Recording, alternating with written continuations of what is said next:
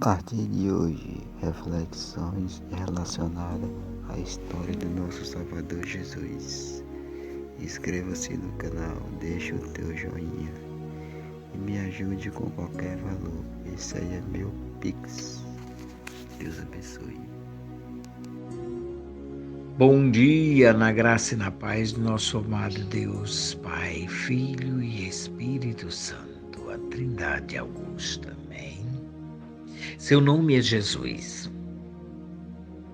Isso, hoje, a partir de hoje, discorrerei a história dele, o nosso Salvador. E falarei a mensagem de Max Lucado sobre ele. Seu nome é Jesus. A promessa do amor de Deus cumprida.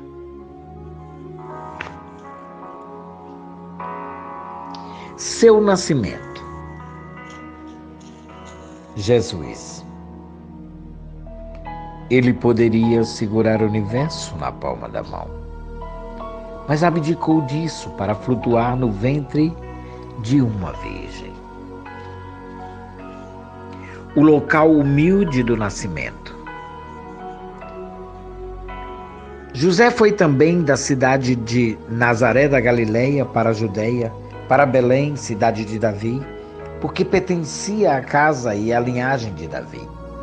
Ele foi a fim de alistar-se com Maria, que estava prometida em casamento e esperava um filho. Enquanto estavam lá, chegou o tempo de nascer o bebê e ela deu à luz seu primogênito.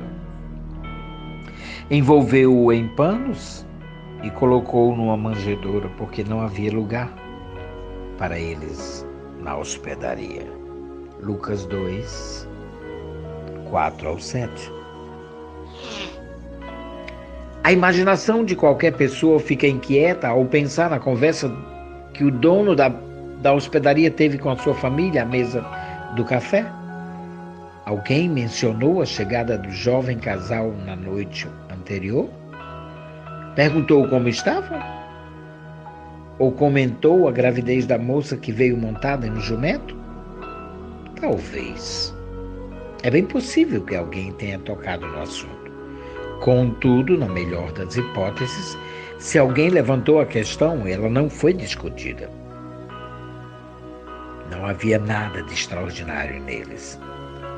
Foram provavelmente apenas mais uma das muitas famílias rejeitadas naquela noite.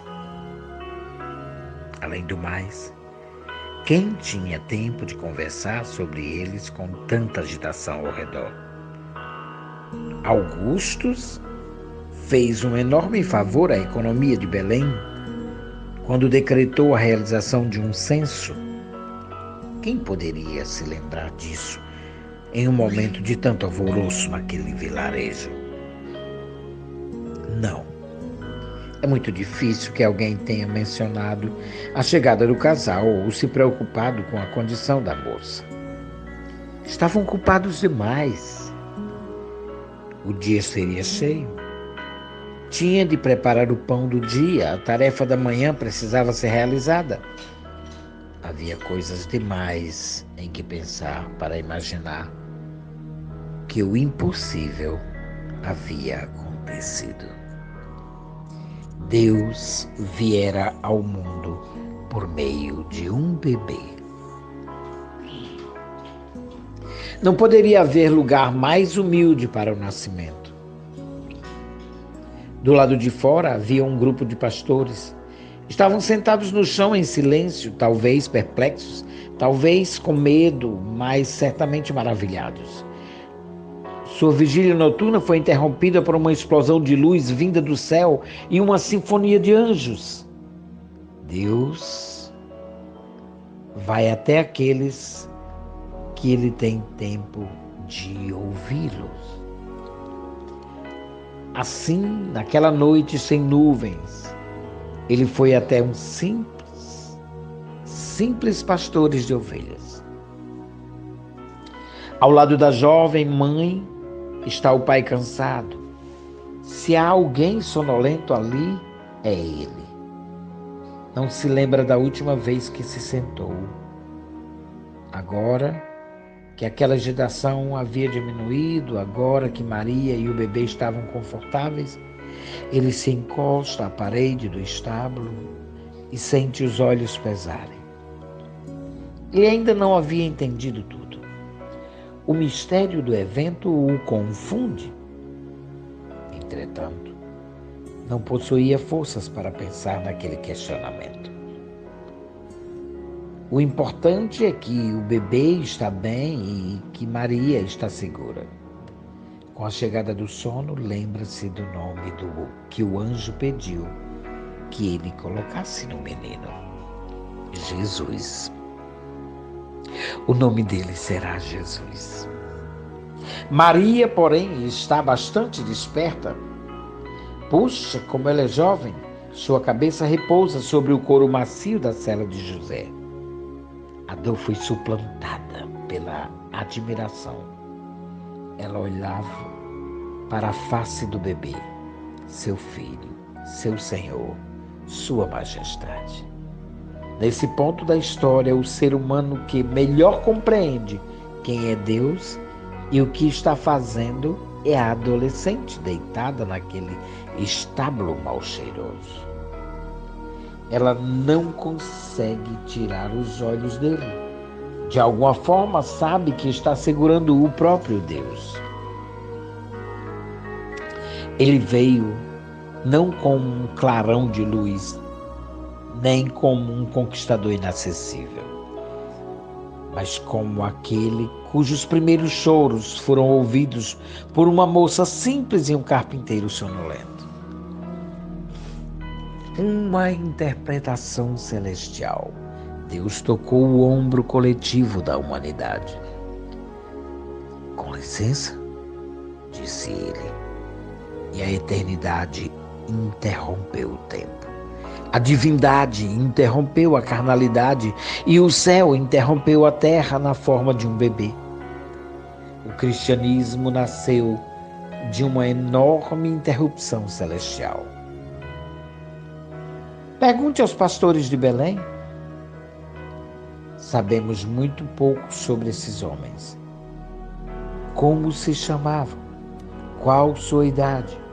Quantos trabalhavam naquela noite? Não sabemos.